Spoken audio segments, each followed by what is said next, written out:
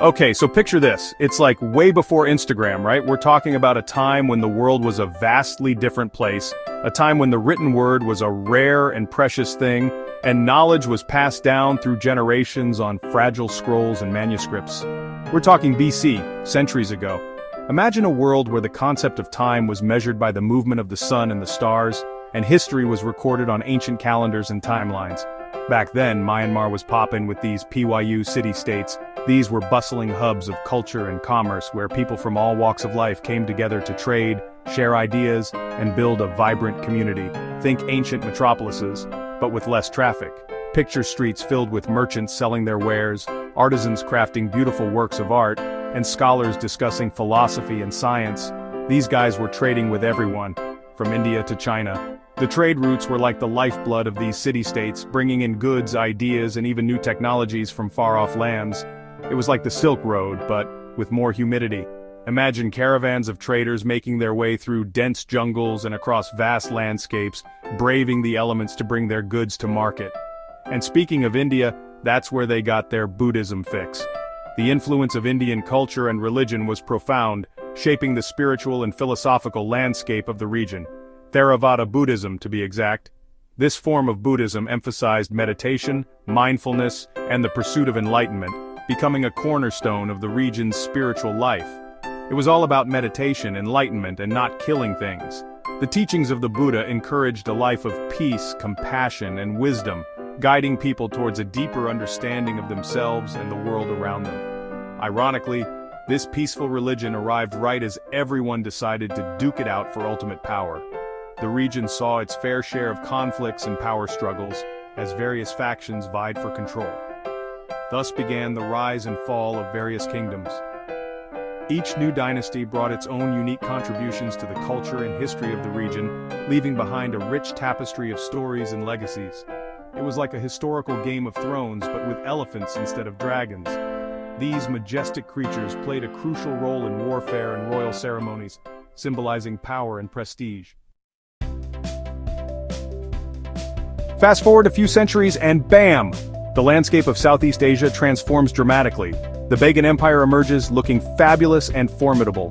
This was no ordinary kingdom, it was a powerhouse of culture, religion, and architecture. These guys were like the Beyoncé of 11th century Southeast Asia.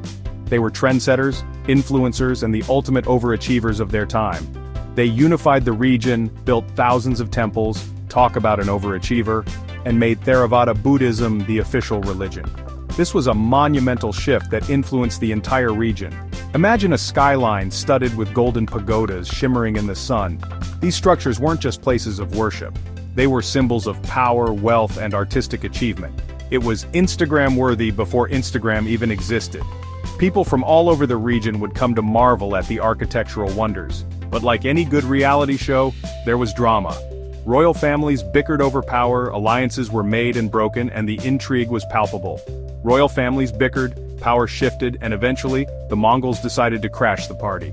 Their arrival marked a significant turning point in the history of the Bagan Empire. Genghis Khan's grandson, Kublai Khan, rolled in like he owned the place, and well, he kind of did. His forces were unstoppable, and the Bagan Empire was no match for the Mongol might.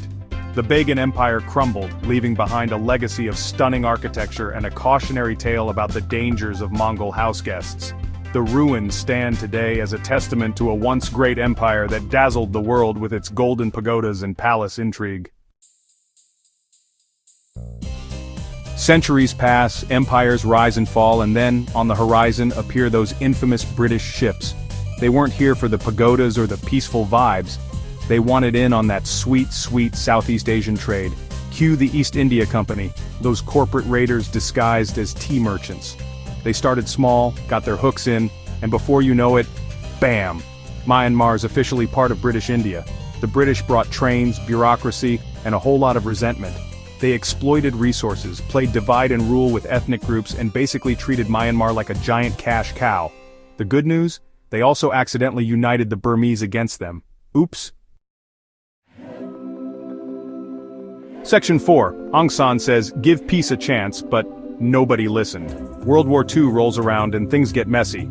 The Japanese, looking for a quick win, spoiler alert it wasn't, kick out the British and promise Myanmar independence. It's complicated. Enter Aung San, a charismatic leader who initially collaborated with Japan but then said, "Wait a minute."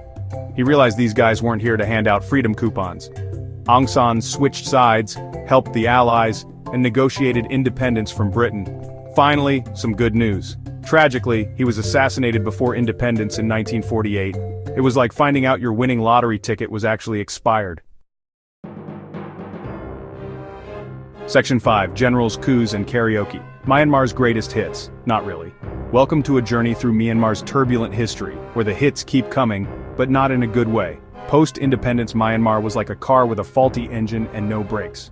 The country gained independence in 1948, but the road ahead was anything but smooth. Political instability and economic challenges were the order of the day. Ethnic tensions, political infighting, and a military with a taste for power led to a whole lot of instability. The diverse ethnic groups, each with their own aspirations, often clashed, making governance a Herculean task. The military, seeing an opportunity, decided to step in. Coups became the national pastime, democracy took a permanent vacation, and the military junta settled in for the long haul. From General Ne Win's coup in 1962 to the more recent power grabs, the military has always had a firm grip on the nation.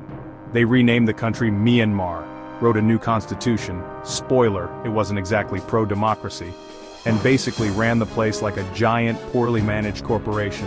The new constitution of 2008 was designed to ensure the military's continued dominance with little regard for democratic principles.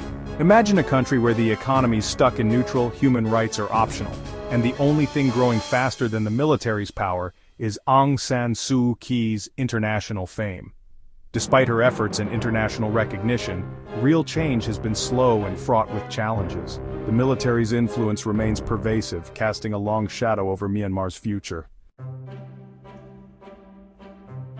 Section 6 2011. Democracy? More like demo maybe.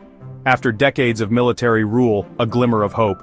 The junta decided to loosen their grip a little. They released Aung San Suu Kyi from house arrest. She'd been under it for like ever, held elections, sort of, and even let a few foreign investors in. Was this genuine reform or a clever PR stunt? Jury's still out. But hey, at least Myanmar was back in the news for something other than human rights abuses. Progress? Maybe. It was like watching a baby take its first steps, wobbly and uncertain, but still, steps.